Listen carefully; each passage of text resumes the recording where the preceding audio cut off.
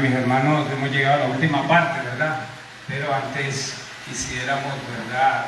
Con mi hermano Pedro hemos hablado, queríamos orar con nuestra hermana Bianca. Él quería que lo oráramos aquí todos juntos. No podemos dejarlo pasar. La oración, el culto ese. Y ahora aún más con la situación y el dilema que se está presentando, pues necesitamos que el Espíritu de Dios la pueda fortalecer para que le dé la sabiduría necesaria a ella para tomar la mejor decisión. Bueno, entonces vamos a orar por nuestra hermana.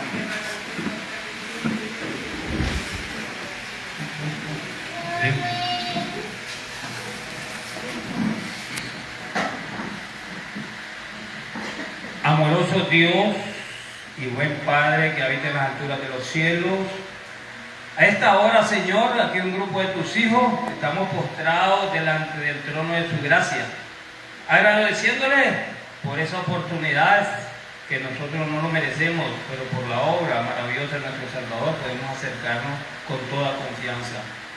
Y venimos delante de usted, Señor, para suplicar por nuestra hermana Bianca.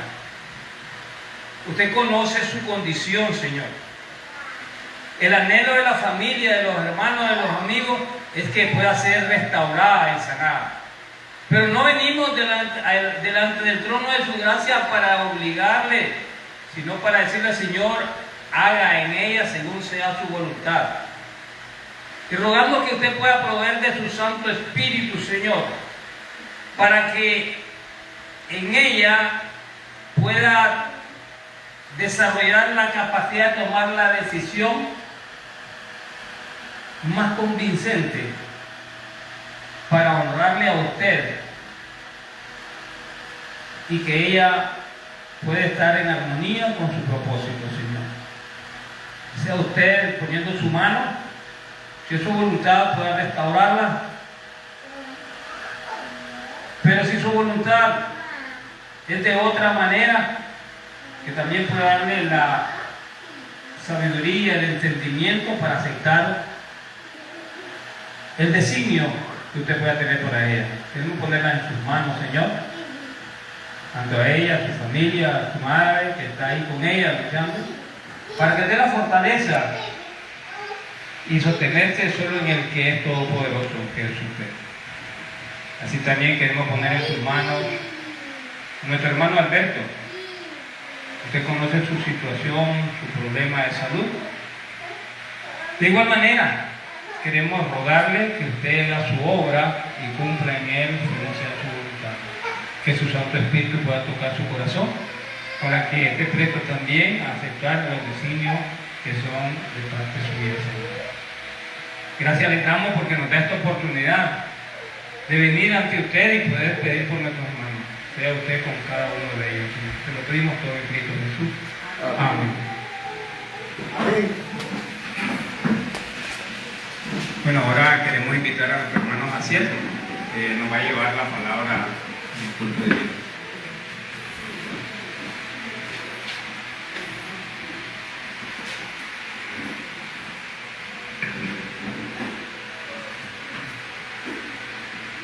Feliz sábado, mis hermanos, que el Señor nos acompañe nuevamente, o que nos siga acompañando, mejor dicho. Y nuevamente, más bien, es que les saludo. Estamos acá, le doy gracias a Dios que me permite estar delante de ustedes una oportunidad más, por circunstancias que solamente Él conoce, por situaciones de que solamente Él planifica. Entonces, el que conoce los tiempos, mueve las estaciones, pone y quita leyes. Él se encarga, no porque tengamos un concepto errado de lo que es el destino o predestino. Hay personas que creen de que tenemos un Dios que si usted dobló a la derecha o dobló a la izquierda es porque Él ya sí lo tenía escrito. Eso no funciona así. Ese no es el destino predestino que Dios tiene para cada uno de sus hijos. Él tiene un libre albedrío y estamos en un mundo de acción y reacción. Una acción tiene una consecuencia sucesivamente en cada evento de nuestras vidas, pero sí tenemos un Dios que ha provisto de muchas salidas. Dice la palabra del Señor que tus enemigos vendrán a ti por un camino y tendrán que ir por 7. Esa es la promesa del Señor. Tenemos 7 días de los cuales el Señor tiene para resolver nuestras situaciones. 6 días que las cuales nosotros planificamos, porque dice que el 6º día es el día que identifica al ser humano. Por eso es de que en Apocalipsis 13, 18, 17 y 18 dice que hay un poder que se levantaría en la tierra, que asumiría una postura y tendría una identificación que se conoce como el 666, porque es ese hombre que se cree 3 veces o quiere entrar en las 3 esferas, por poner un número de lo que conlleva adoración hacia Dios. No un ser humano normal, que su naturaleza le implica adoración hacia Él mismo, hacia este sistema y mucho más allá, que es el celestial. Entonces el número 6 es muy importante en la vida del ser humano, porque 6 días dejó Dios para que el ser humano trabajara y hiciera sus obras, mas el 7º día es descanso para él. De igual forma, Dios ha planificado en su plan de redención 6 días para redimir al hombre y 1 para tener un descanso eterno. Entonces, no vamos a entrar en cómputo de tiempo, pero estamos viviendo en el 6 de Dios, en el 6º día de Dios. Aproximadamente estamos llegando a cumplir 6.000 años de historia. Estamos a punto de cerrar 6.000 años de historia, el cual Dios planificó para redimir a la raza humana. Todo lo que usted logra ver, todas las desgracias, todas las cosas que dan, es porque ese 6 del hombre está llegando a su culmine. Porque para que Dios cree nuevos cielos, nueva tierra y todo, es necesario que la tierra quede como al principio, desordenada y vacía, y el Espíritu de Dios visitando la faz de las aguas, que son naciones y muchedumbres. Yo les invito que brevemente nos inclinemos. Yo sé que hemos orado, nos arrodillamos muchas veces, pero una vez más les invito para que el Señor sea que nos dirija, por favor. Padre y amantísimo Dios, te damos gracias porque estoy en tu presencia, Señor. Hoy tú me permites un año más de vida, en el cual, Señor, estar en tu presencia es mi deleite, Señor. No hay mejor forma que agradecerte por la vida que tú me has dado hasta acá, por un año más de vida, que estar en tu presencia, Señor. Así que ayúdame a testificar de ti, porque Benecer, hasta aquí tú nos has ayudado. Ahora, Señor, lo que tú tengas previsto para más será por gracia. Ahora te pido, Señor, 2 cosas: que me hagas expositor de tu mensaje y a mis hermanos receptores del mismo. Que tu Espíritu Santo repose y nos dé serenidad, que quites todo espíritu de estupor y que podamos sacar las lecciones que tú creas que necesitamos. En el nombre de Jesús, amén.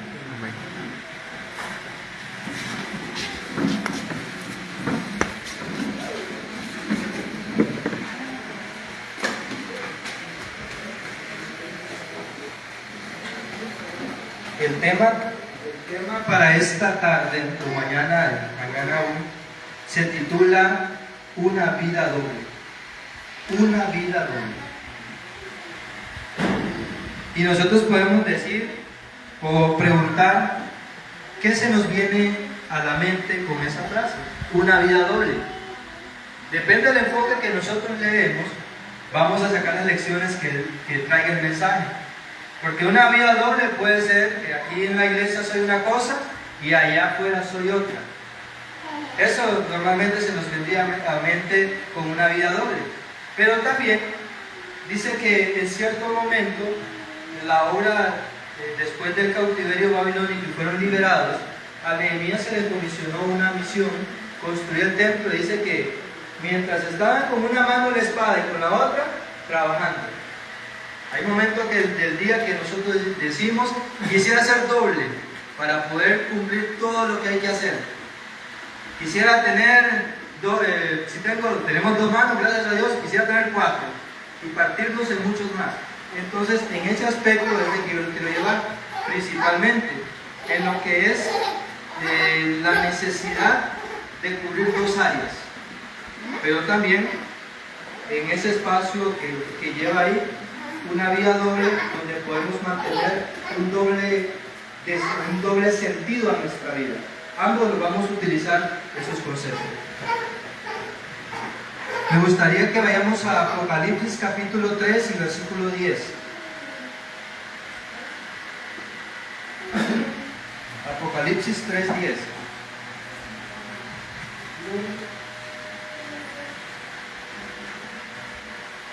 Apocalipsis 3:10. ¿Algún hermano que lo quiera leer, por favor? Apocalipsis 3:10. Adelante, hermano.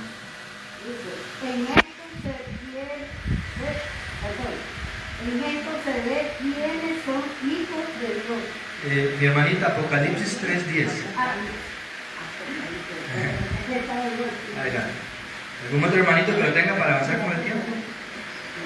Dice, por cuanto has guardado mi palabra de perseverar con paciencia, yo también te guardaré de la hora de prueba, que ha de venir en todo el mundo para probar a los que habitan en la tierra. Amén.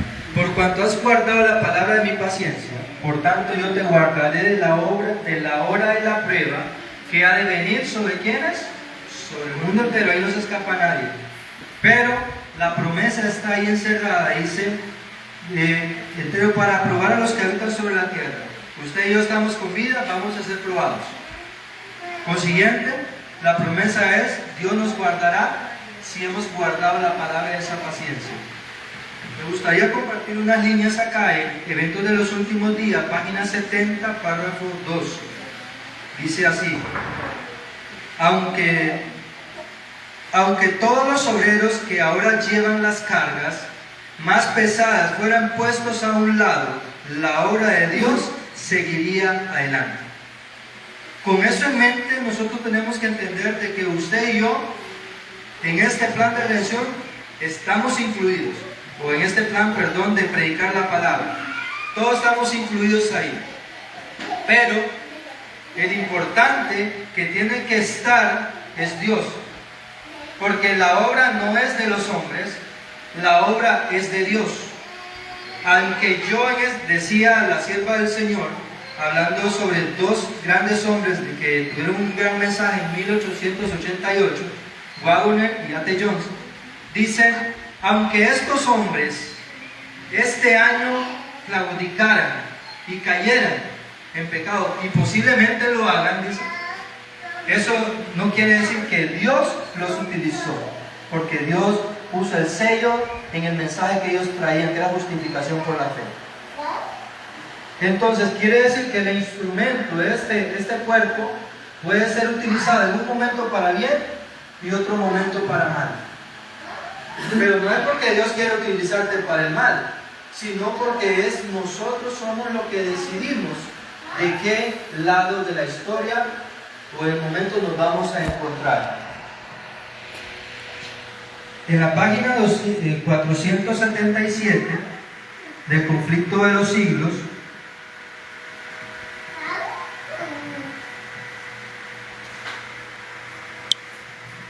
párrafo 2, tengo la intención de leerlo y yo lo traje opcional, pero a la hora del transcurso de la escuela sabática pienso de que fue confirmación.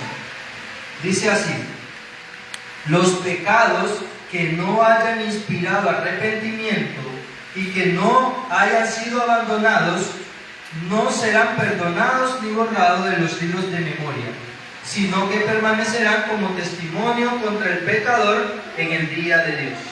La importancia del arrepentimiento, la importancia de encontrarnos en un estado donde nosotros abandonamos ciertas conductas, ciertas acciones, para poder ser sellados y salvados por Dios. Ahora usted dirá, ¿cuáles acciones son esas? ¿Puede el pecador haber cometido sus malas acciones a la luz del día o en la oscuridad de la noche? Eran conocidas y manifiestas para aquel a quien tenemos que dar cuentas.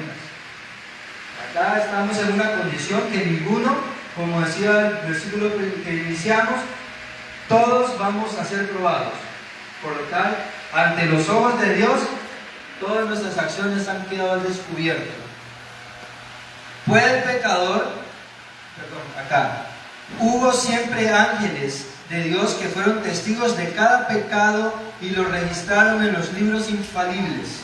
El pecado puede ser ocultado, negado, encubierto para un padre, una madre, una esposa o para los hijos y los amigos. Nadie fuera de los mismos culpables. Tendrán tal vez la mínima sospecha del mal. Puede ser que usted lo haya ocultado muy bien, puede ser que usted lo haya escondido, pero dice acá, no deja por eso de quedar al descubierto ante los seres celestiales. Usted lo ocultó muy bien, pero ante los ángeles está escrito, está apuntado allí. La oscuridad de la noche, más sombría, el misterio de todas las artes engañosas, no alcanzan a velar un solo pensamiento para el conocimiento del Eterno. Dios lleva un registro exacto de todo acto injusto e ilícito. No se deja engañar por una apariencia de piedad. No se equivoca en su apreciación del carácter.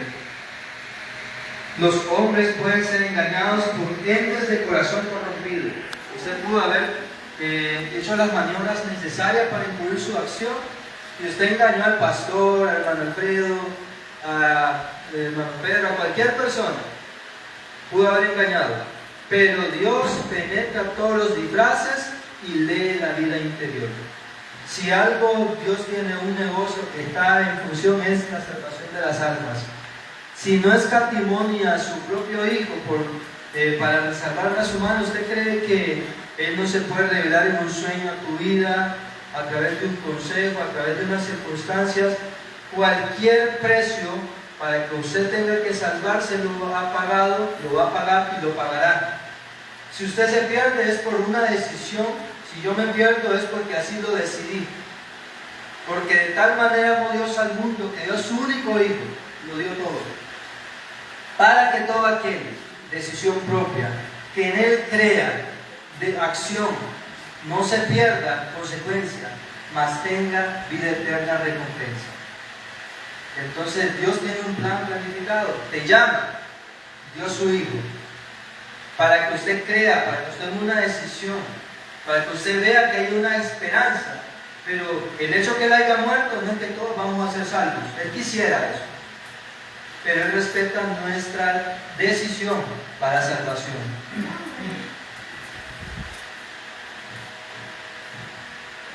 En Lucas capítulo 19, versículo 13, Lucas 19, 13.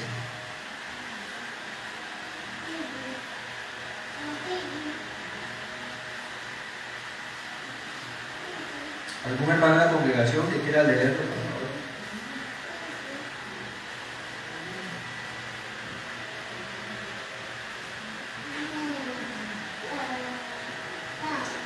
¿Algún hermano de la congregación que quiera leerlo?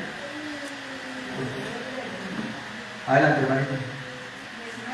Sí. Y llamando a Jesús, siervo suyo, le dio 10.000 y le dijo, negociar hasta que yo pueda.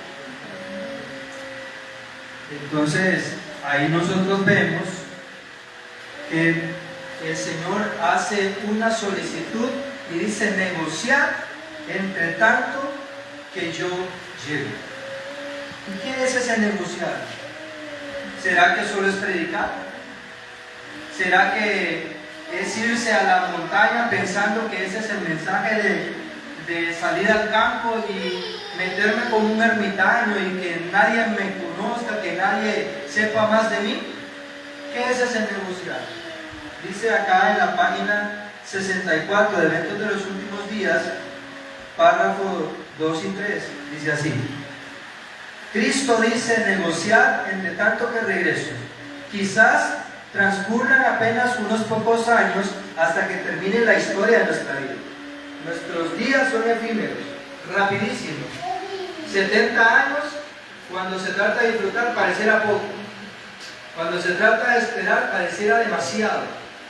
pero no importa, tengamos 5, 2 añitos, quizás 20, 40, 70, 80, no sé cuántos años tengamos acá, el mayor, creo que es tío Chalito, ¿verdad? ¿Cuántos años tiene? 82. ¿Quién tiene más? ¿Hermana Angelita? 82, hay un empate ahí. Entonces vemos que la edad de 82 años, pero dice que aún eso pareciera poco cuando se trata de disfrutar, porque el momento de irse al descanso nadie quiere irse, porque piensa mi casa, piensa mis hijos, mi esposo, mi esposa, y queremos seguir disfrutando. Pero dice acá, pero debemos negociar hasta entonces.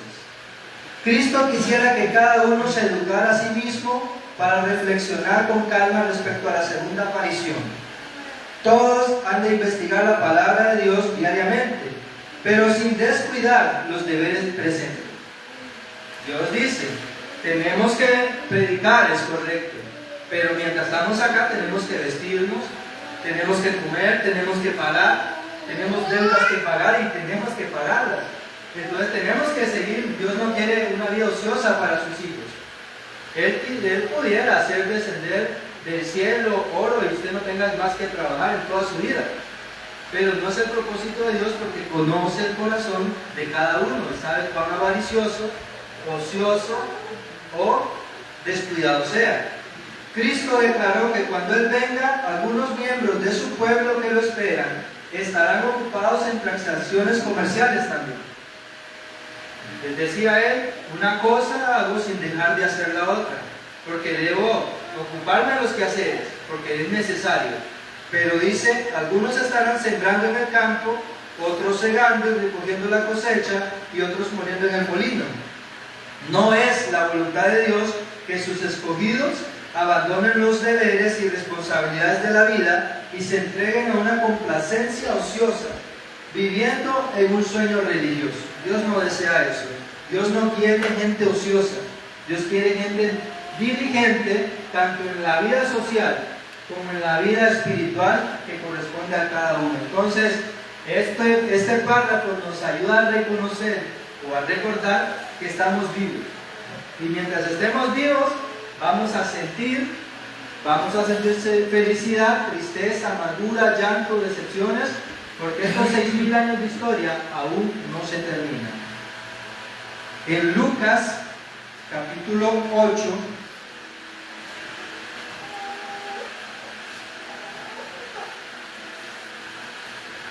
Lucas capítulo 8, versículos 7 y 14.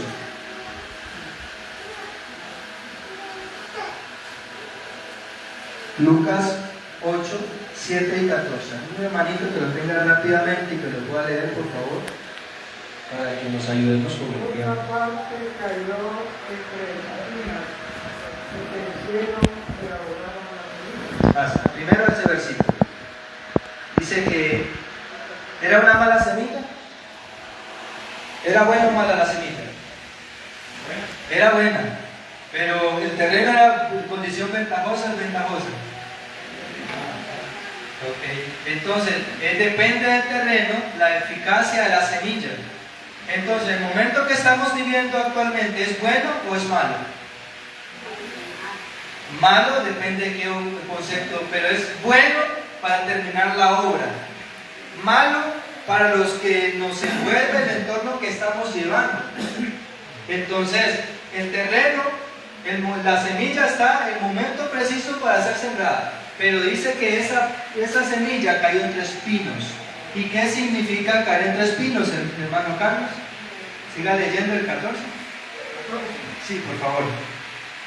Lo que cayó entre espinos son los que oyen, pero en su andar son ahogados por la afán de espíritu sexual de la vida y no de Entonces vemos ahí algo interesante, que dice que esa buena semilla, comparémoslos con el buen tiempo que estamos llevando, con la buena visión de Dios. Dice que era buena semilla, pero cayó en tiempo que nos dividen. Ahí es donde yo digo una vida doble. ¿Por qué? Porque dos cosas al ser humano lo guían o envuelve su entorno interior y exterior. Dice, la que cayó entre espinos son los que oyen, pero luego se van y son ahogados por, primero, preocupaciones. Las preocupaciones al ser humano lo envuelven en tal punto que llega un momento que desea la muerte. Llega un momento que siente que ya las fuerzas le abandonan, que sería mejor morir que estar con vida. Pero lo siguiente también dice que son las riquezas y los placeres de la vida, también son parte de los espinos que tiene este camino. Porque dice Ezequiel 17:39, dice que esta es la maldad que tuvo Sodoma y su hermana Gomorra. La abundancia de pan, la abundancia de ocio fue lo que trajo su destrucción. Entonces los placeres nos envuelven y ahogan también. Las preocupaciones de igual forma, pero hay algo allí que me hace comparar el enebro de Elías, que es una trampa del fin. Ustedes dicen, ¿qué es el enebro de Elías? Hay muchos tal vez que han leído la historia y otros que tal vez no, y por eso contextualizo. Dice que Elías en un momento, él era poderoso en el Señor, predicó, hizo que no lloviera por 3 años y medio, mató a 450 profetas de Baal y a 400 de Acera, en total 850, y él era poderoso en ese momento. Pero en un momento que escaseó el agua, escaseó muchas cosas, tenía peligro de espada y todo, y Elías se mete debajo de un enebro y le dice, Señor, quítame la vida, porque yo no soy mejor que mis padres. El enemigo quiere envolvernos en esas circunstancias difíciles y adversas para hacernos sentir de que es mejor la muerte. Jonás deseó la muerte. Cuando se le acabaron las buenas cosas, que era la calabacera, y dice, Señor, quítame la vida, porque estoy furioso. Elías pide la muerte. Moisés dice que él, en el transcurso de su peregrinaje, dice que hay una promesa, según Apocalipsis capítulo 13, versículo 8, dice que los que adoraron a la bestia y a su imagen, y se maravilló toda la tierra en pos de ellos, dice que cuyos nombres no estaban escritos en el libro de la vida de aquel cordero que fue inmolado desde la fundación del mundo, desde antes. Entonces, dice que esos nombres no estaban escritos ahí y recibían de las plagas. Quiere decir que escribir su nombre, el suyo, el mío, de cualquiera, en el libro de la vida es lo mejor que le puede pasar. Mejor que tener una visa americana, mejor que tener dinero, lo que sea. Pero dice que Moisés, cansado de la multitud, le dice, Señor, si tú vas a destruir este pueblo, bórrame mi nombre del libro de la vida. El cansancio puede llegar a ser mucho, la emoción, el deseo el celo por Dios, que te puede llegar a decir cosas que tal vez no tienen coherencia. Moisés al punto llega de culmine y dice, Señor, quítame la vida, deseo morir. Entonces quiere decir de que no importa qué líder sea usted, qué miembro sea usted, el momento decisivo de desear la muerte puede dar a tu vida. Jesucristo fue inducido a tener un sentimiento que sentía que ya lo absorbía la muerte. Y dice que sentía como deseando casi la muerte. Jesús dice que fue al valle de Getsemaní a orar. Pero él triunfó a diferencia de los demás. Y a eso me lleva, porque digo que es la trampa para el tiempo del fin. Dice Profetas y Reyes, página 128, párrafo 2, es en el momento de mayor debilidad cuando Satanás asalta al alma con sus más fieras tentaciones. Así fue como esperó prevalecer contra el Hijo de Dios, porque por este método había obtenido muchas victorias sobre los hombres. Por razones del tiempo no voy a leer todo el párrafo para aprovechar ciertas ideas. Dice que el capítulo dice que vuelve a Moisés y vuelve a Elías. Dos prototipos del tiempo del fin para los fieles de Dios. Unos que verán la muerte, pero serán resucitados como fue Moisés. Otro como Elías, que fue traspuesto sin ver la muerte. Porque eso dice que cuando el momento que Cristo necesitó fortaleza, Él se transfigura, dice que estaban ahí Moisés y Elías. ¿Por qué? Porque dice que este párrafo reflexiona y dice que así Cristo fue inducido por Satanás, quería ser tentado de la misma manera como lo fue Moisés y Elías. Entonces vemos como Dios que va adelante, pero lo prepara con Elías y Moisés. ¿Y en qué tiempo estamos viviendo usted y yo? ¿Será que es el momento casi donde se menciona que el tercer Elías se va a levantar con poder? No es un hombre que se va a levantar, es un movimiento que va a traer como consiguiente un fuerte movimiento de conversión. Dice que convertirá el corazón de los padres hacia los hijos, de los hijos hacia los padres. Antes que venga ese día terrible, se tiene que levantar Elías. Y entonces nosotros sí decimos, Jesucristo dijo en Mateo 24, creo que es el versículo 14 y 15, dice, hablando sobre la abominación desoladora, que le entiendan. Pero lo mandó ¿a dónde? Al libro de Daniel. Asimismo, si nosotros queremos saber la condición, cómo va a trabajar, las pruebas que van a tener y las tentaciones que van a subsistir al fin, el pueblo final, tenemos que ir a la vida de Elías, porque es el prototipo de lo que va a ser el movimiento hasta el tiempo del fin. Entonces Elías, como un prototipo, pero hay algo interesante.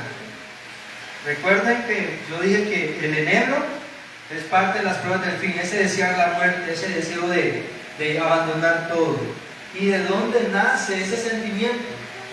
Dice en el libro La verdad acerca de los ángeles, página 12, párrafo 3, el poder y la malignidad de Satanás y de sus huestes podrían alarmarnos con razón.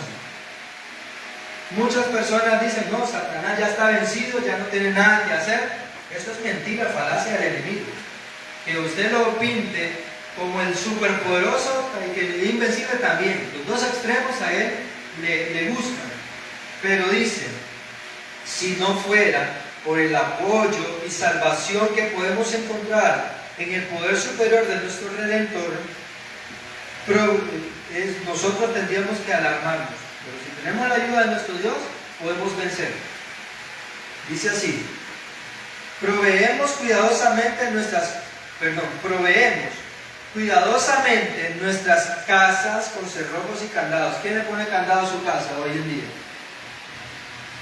¿Quién cierra con picaporte y pone personas que te cuiden tu casa? ¿Quién? Todo el mundo, en la actualidad. En casas de prestigio como en casas también humildes. Dice, pero rara vez pensamos en los ángeles malos que tratan continuamente de llegar hasta nosotros. ¿Hay candado? ¿Hay llavín que pueda detener eso? Dice, y contra cuyos ataques no contamos con nuestras propias fuerzas, con ningún medio eficaz de defensa. Si se les dejara, nos trastornarían la razón, nos desquiciarían y torturarían el cuerpo, destruirían nuestras propiedades y nuestras vidas. Dice que no tenemos lucha contra carne ni sangre, sino contra principados. Y esa parte lo olvidamos. Le tememos muchas veces al poder humano que viene con una espada, llámele país, ciudad, pueblo, donde usted se encuentre, llámese la condición que sea, armas, todo usted le tiene miedo, pero contra estos ataques nadie se apercibe. Y si es el ataque que puede destruir su casa, su vida y su propio destino de salvación. Y nosotros olvidamos de que la historia ha seguido su curso durante mucho tiempo. Y dice acá, en Joya de los Testimonios, tomo 1, página 215 y párrafo 1, Satanás tiene grandes ventajas. Poseía el admirable poder intelectual de un ángel, del cual muy pocos tienen una idea justa. Lo tienen como un enemigo vencido, dice que eso a él lo pone en grandes ventajas. Dice, Satanás era consciente de su poder. De otra manera, no se habría empeñado en un conflicto con el Dios Todopoderoso. El Padre Eterno y el Príncipe de Paz, contra ese se rebeló, y él era consciente del poder, dice, intelectual que tenía. Satanás observa detenidamente los sucesos, y cuando encuentra a alguien que tiene especialmente desarrollado el espíritu de oposición a la verdad de Dios, esto quiero que le pongamos atención. Cuando encuentra a alguien que tiene especialmente desarrollado el espíritu de oposición a la verdad de Dios, llámese pastor, llámese miembro de familia, llámese político, independientemente qué posición éste encuentre.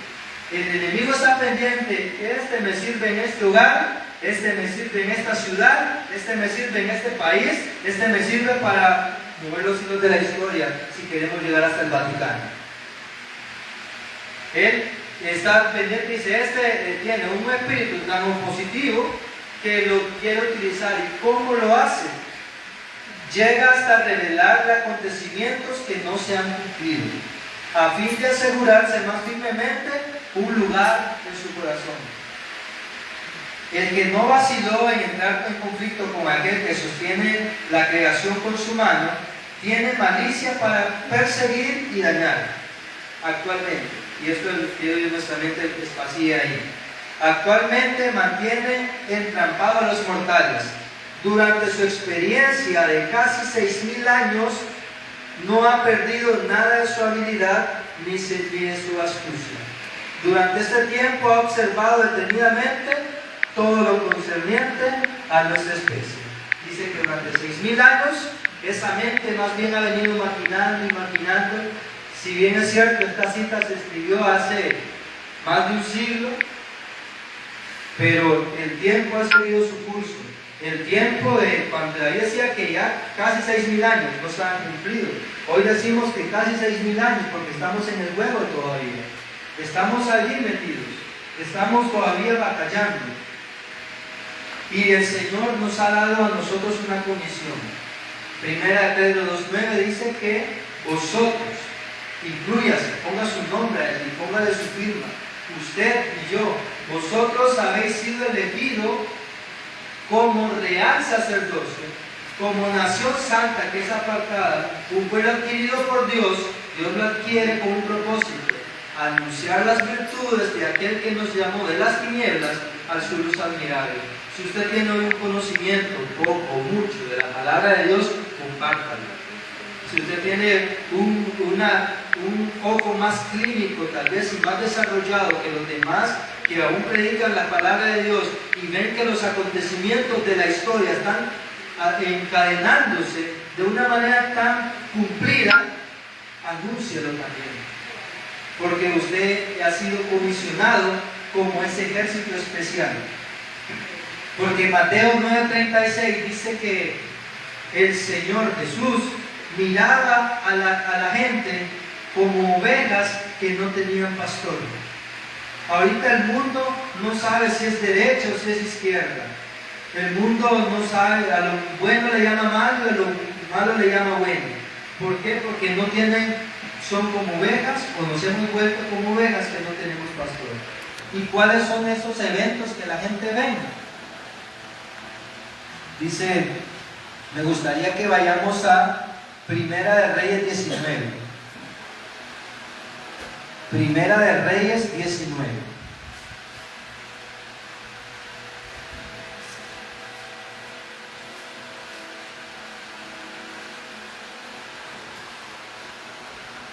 Primera de Reyes 19.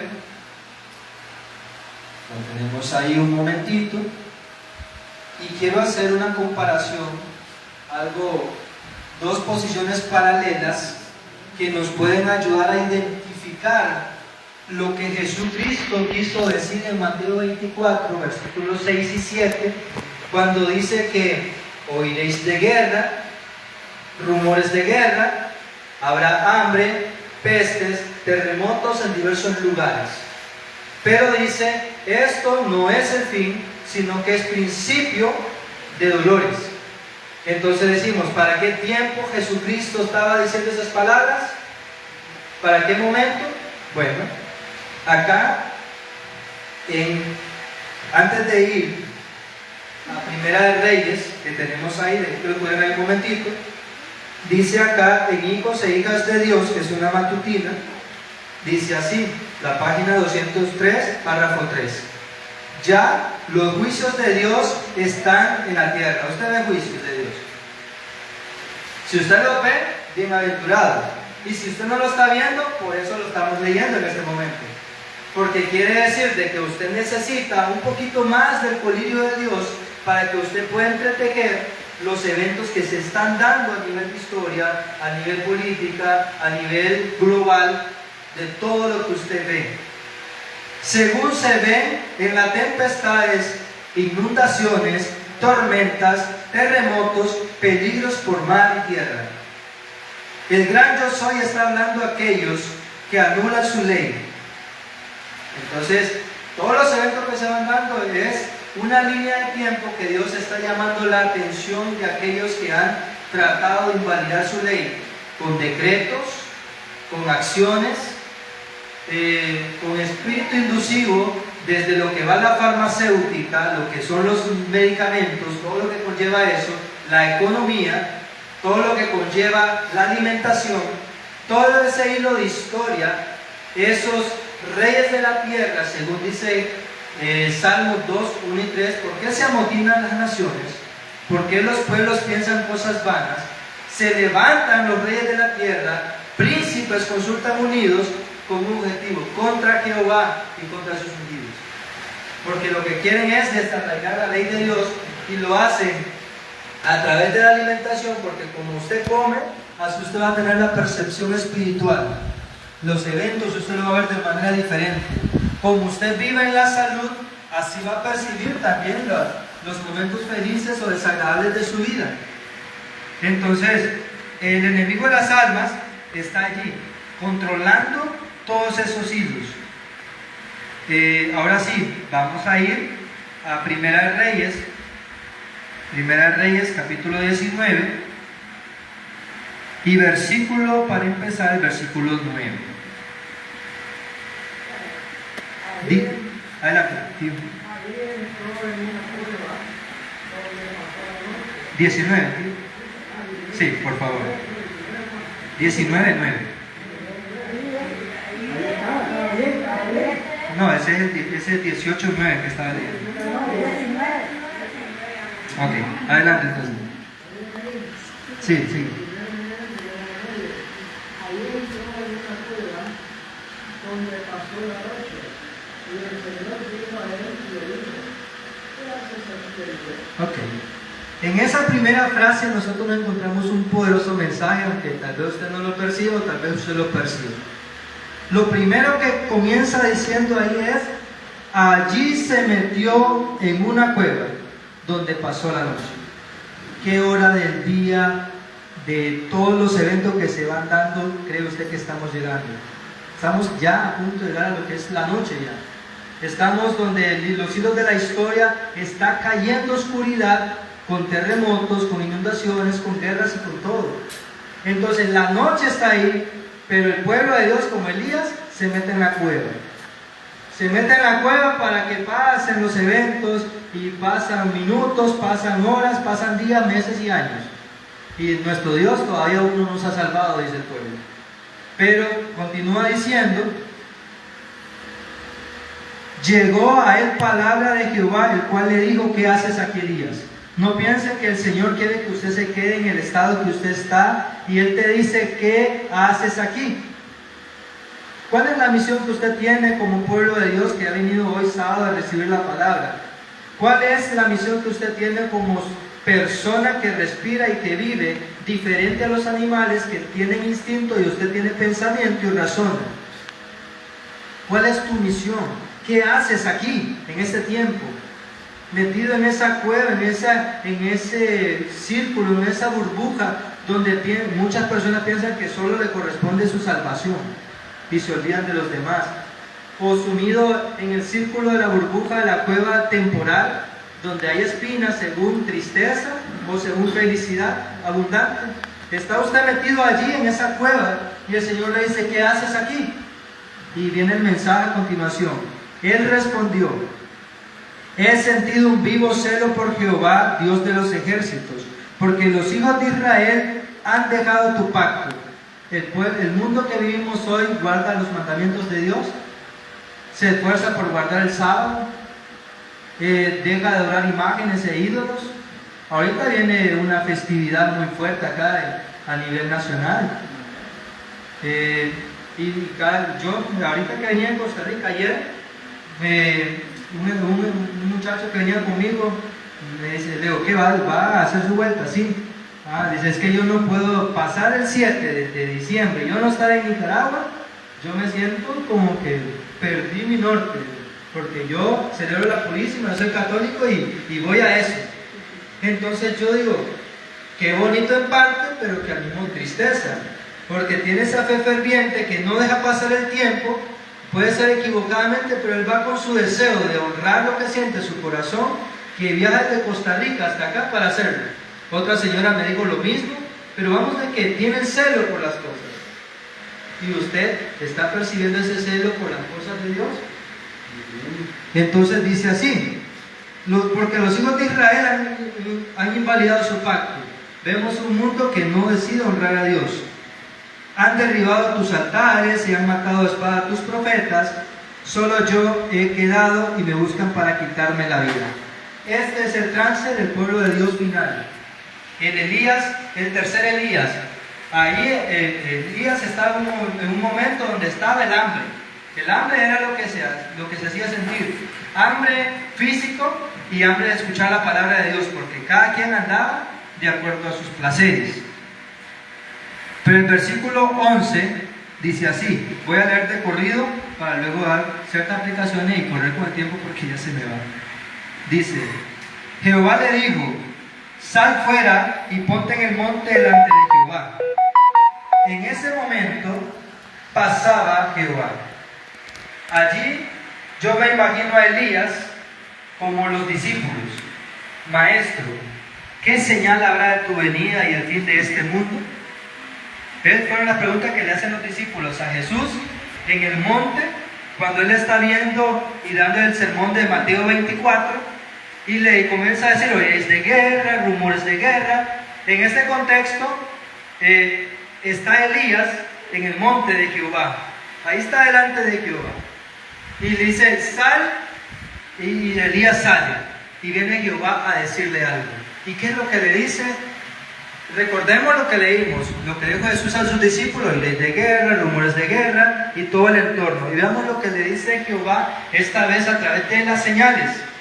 Dice así, en ese momento pasaba Jehová y un viento grande y poderoso rompía los montes, quebraba las peñas delante de Jehová, pero Jehová no estaba en el viento.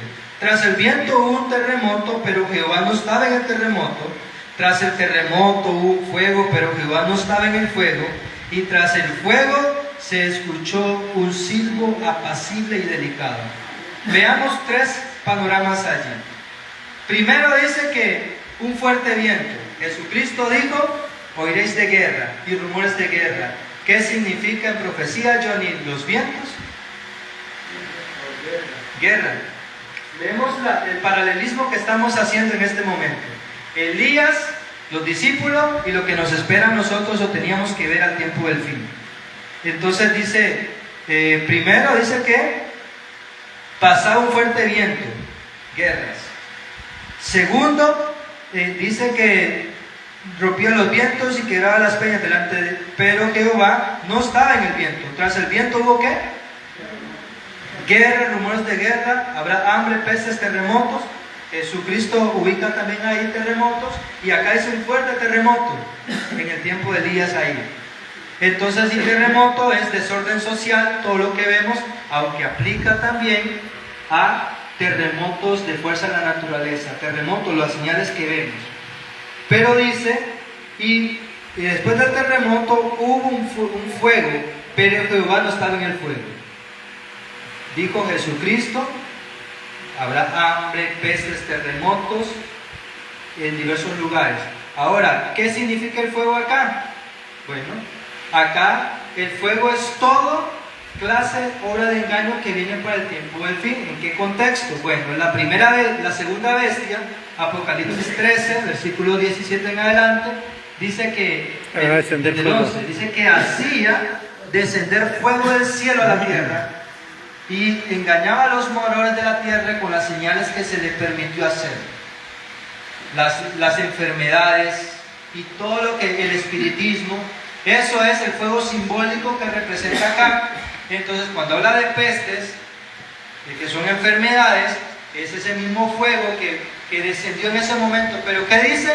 Que Jehová no estaba ni en el terremoto, no estaba ni en el viento, no estaba ni en el fuego, no estaba allí. Quiere decir que los engaños que van a venir muchas veces, la guerra, es que Dios va a provocar guerra, no. Es que los terremotos, es que Dios es el que manda. Dice que Jehová no estaba en todo eso. Pero ¿en dónde estaba Jehová? Terminaba el versículo. Dice, tras el terremoto un fuego, pero Jehová no estaba en el fuego, y tras el fuego se escuchó un silbo apacible y delicado. Dice Daniel capítulo 11, creo que es versículo 42 en adelante, dice que noticias ¿de dónde? ¿Y de dónde? ¿Qué pasa con ese poder que está gobernando en ese momento? Se atemorizan. Entonces, ¿qué es lo que espera que va a ocurrir al tiempo del fin para el pueblo de Dios? El tercer Elías, que el Pentecostés, que el fuego del Espíritu Santo descienda en sus corazones y que comiencen a predicar una obra que hoy por hoy se está comenzando a ver, que se le conoce como el fuerte clamor o el fuerte pregón. Entonces, ese silbo apacible, ahora sí, eso viene de Jehová. Entonces, si nosotros vemos, estamos en el tiempo donde Elías está en la cueva, donde Elías dice que el poder de la política y la religión, hablando en el tiempo de Elías, que eso es sinónimo de la formación de la imagen de la bestia, ese momento crucial es el que estamos presenciando delante de nosotros. Usted dice, pero ¿dónde está el hambre? En el tiempo de Elías, todo el entorno de la vida de Elías era ese contexto del hambre. Y quiero aterrizar y ir terminando en esta hora con Amós capítulo 8.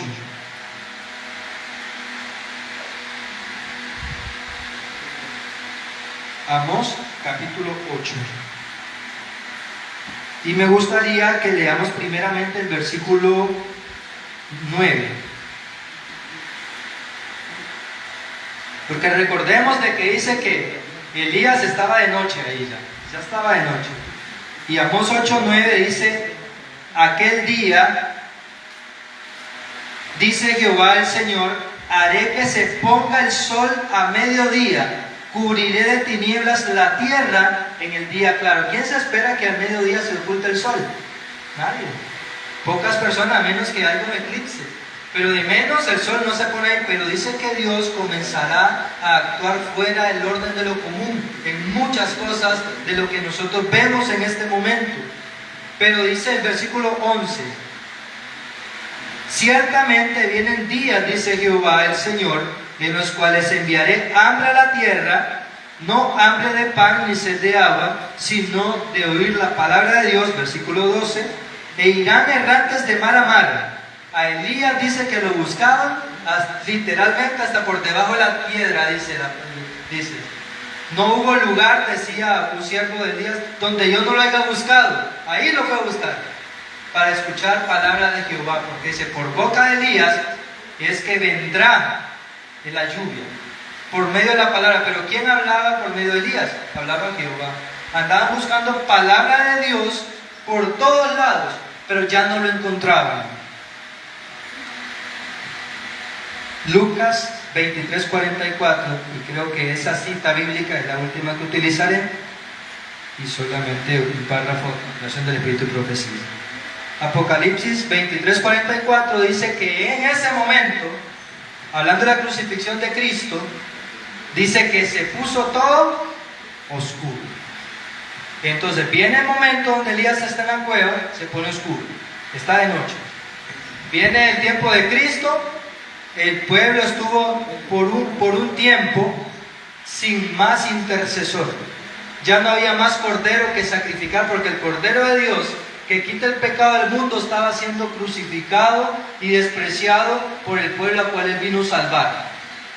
Estaban sin cordero más. Pero dice acá, la fe por la cual vivo, una matutina, la página 217, párrafo 4. Durante ese tiempo terrible, hablando del tiempo del tercer Elías, los justos deben vivir sin intercesor a la vista del santo Dios. Nada refrena ya a los malos y Satanás domina por completo a los impenitentes empedernidos. Desamparados ya de la gracia divina, están a merced de Satanás, el cual sumirá entonces a los habitantes de la tierra en una gran tribulación. Acá, el párrafo 5, no tenemos tiempo que perder, no sabemos cuán pronto puede terminar el tiempo de gracia. Cristo viene pronto. Y es maravilloso, porque hemos hablado del arrepentimiento, hemos hablado del perdón. Ya posiblemente este año ya no los vean, lo que cierra del año según el calendario gregoriano. Ya este mensajero ya no, seguramente, bueno, digo yo no sé, ¿verdad? Solo Dios lo sabe, no lo vean más este año acá. Y la reflexión es, ¿será que el viernes a la puesta del sol yo siempre entrego mis cargas al Señor? Porque sin sexto día de la semana no hay séptimo día de descanso. Estamos viviendo en aproximadamente empezar el año 6000, si lo queremos ver en la historia, de atrás hacia adelante o de adelante hacia atrás. Si lo vemos terminando la historia, estamos a punto de completar, a llegar al año 6000. Está a punto de terminar ese tiempo de historia, pero de proyección de lo que continúa después del año 6000 en adelante. Estamos llegando al año 6, que es el día de la expiación, que era la sexta fiesta. La penúltima de las fiestas que se celebraban en el calendario de Dios, que era el día de la expiación, y la última, la fiesta de las cabañas. Esa redención completa. Pero estamos llevando en ese proceso. ¿Y será que nosotros vamos a dejar pasar por alto esa única oportunidad que tenemos de alcanzar el perdón de nuestros pecados? Sea ahorita, antes que termine el minuto, la hora o el día, entregue sus cuentas con Dios, dígale: Señor, haz que este pecado que esté en mí no me inspira deseo de arrepentirme, porque lo siento bien, me siento en calma, me siento en paz, o me justifico por las circunstancias, yo transgredo, yo violo los mandamientos de Dios, o mi condición me presiona. Hay muchas justificantes. Pero pidámosle al Espíritu de Dios que nos guíe al arrepentimiento y vamos a alcanzar esa redención. Ahora que preparaba el tema y leía la matutina que estoy leyendo este año, me llamaba la atención porque el arrepentimiento, el intercesor que tenemos actualmente, es como esta historia que relata acá.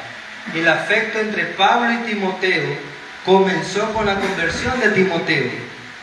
El lazo se había fortalecido a medida que compartían las esperanzas, los peligros y los trabajos de la vida misionera, hasta que parecían ser uno.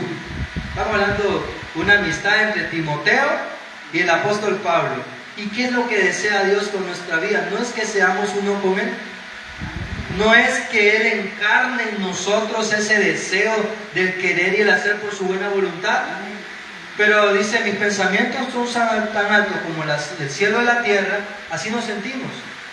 Nos sentimos inferiores o superiores. Y dice así: la disparidad de sus edades entre Pablo y Timoteo y la diferencia de sus caracteres hicieron más ferviente su mutuo amor. Yo necesito de mi Salvador y mi Salvador quiere salvarme. Había un interés mutuo y diferente de condiciones. Uno está más alto que el otro, independientemente. El espíritu ardiente, celoso e indomable de Pablo encontró reposo y ánimo en la disposición apacible, compaciente y discreta de Timoteo. La palabra del Señor nos inspira que al fin de la historia se unirán los afines. Esa persona que tiene interés en el área de la salud médico-misionera van a unirse al poderoso mensaje del tercer ángel para terminar esta misión. Aquellos que tienen un espíritu celoso, Dios les va a mandar la ayuda necesaria, porque cuando Cristo se sentía, dice, necesitado y urgido de compañía, iba donde Lázaro, María y Marta. Cuando usted se sienta solo, recuerde que el que habita el abrigo del Altísimo es el que morará por la sombra del Todopoderoso. Y así como Lázaro, Marta y María rodeaban a Jesús, los ángeles nos van a rodear también para darnos ese auxilio. No nos sintamos solos, pero sintámonos impotentes para que Dios pueda realmente ayudarnos. El Señor les bendiga. Nos ponemos de rodillas para orar en esta hora y terminar nuestro servicio.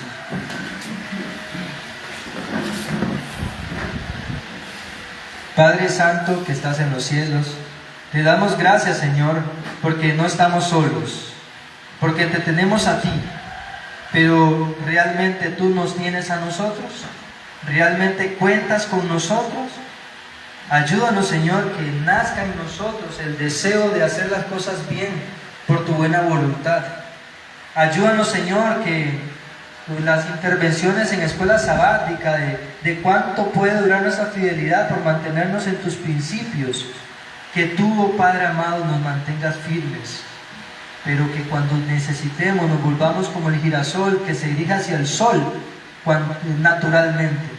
Cuando llegue la prueba, cuando lleguen los afanes, cuando llegue la mucha felicidad, no permita que este mes que absorbe, Señor, las mentes de aún los que decimos creer, Señor, nos absorbe, pero que mantengamos siempre como lámparas encendidas y como sal que somos para esta tierra, nos envolvamos también con las demás personas, porque tú no quieres ser ermitaños, pero que sea para testimonio, Señor, de lo diferente que tú haces en nuestra vida, que nuestras palabras, nuestras acciones inspiren a los demás a mirar a su Salvador antes que se cierre el tiempo de gracia.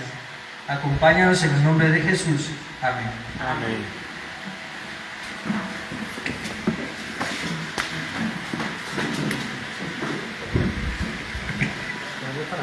Bueno, hermanos, una bendición estar acá, ¿verdad? Escuchar el mensaje de nuestro Dios, y especialmente esa manifestación.